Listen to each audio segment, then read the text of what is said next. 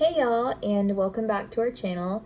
If you are new here, my name is Emily and I make recovery videos for severe anxiety, agoraphobia, panic disorder, GPDR, and all those related really terrible things. So, what I want to quickly talk with you today about is something that I get a lot, and it's how did I get back to living my life and actually even finding some joy in my life while I was still recovering and while I still had chronic 24/7 symptoms. So, first I want to say, go to the description, make sure you download my free recovery guide because I detail out everything that I did. This is not something that I'm trying to sell you on. This is not some magic supplement. This is literally what I did to recover, and it's natural and it's free and you can do it too.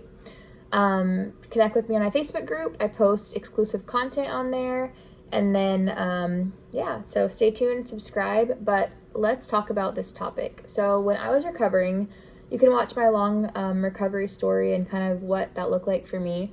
But when I got to the place, finally, after many months of just doing basic exposure and getting out of my house and, taking a bath by myself and doing really simple things like that, I got to a place where I started being able to do some bigger things, right? And for me at the time, it was starting to socialize again. Because when I first fell into the cycle, I was very much I can't do anything because I don't know how I'm going to feel. And so I couldn't schedule anything out with people. I wouldn't make any plans. I was just very based on whatever I was going to feel like that day. And so the first thing that I did was get out of that mindset and those actions. And so I would start living schedule-based rather than symptom-based. And so what I would do is every Sunday night, I would fill up my calendar for the week and I would put in the day of what I was going to do and the time that I was going to do it for each day.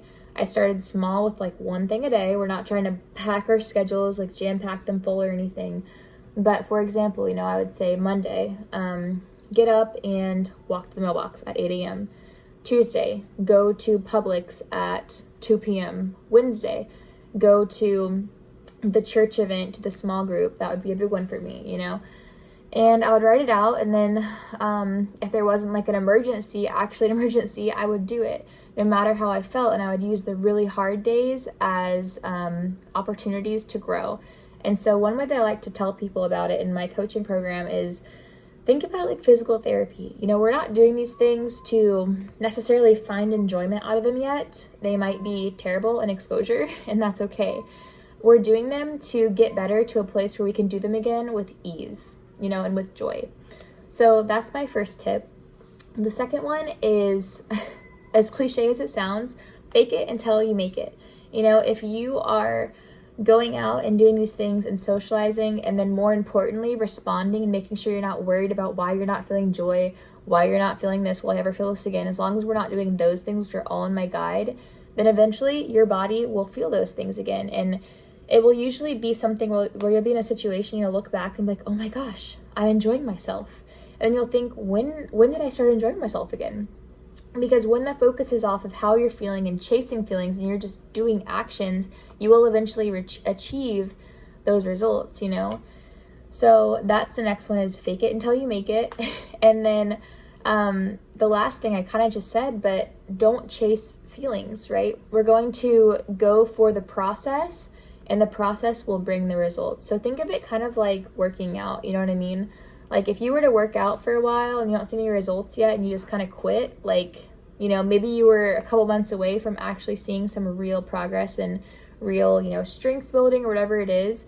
And so it's kind of invisible progress at first. So be okay with that and really get okay with just, okay, well, if I feel this way, I'm going to live my life to the fullest while I feel this way.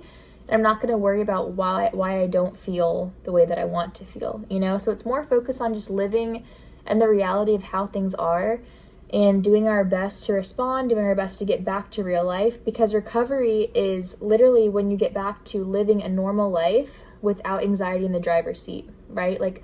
What would I do if anxiety or symptoms were not in the picture? Whatever the answer to that is on any given moment or day is literally your path to recovery. I hope this helps. So definitely subscribe, stay connected, comment, and hang in there.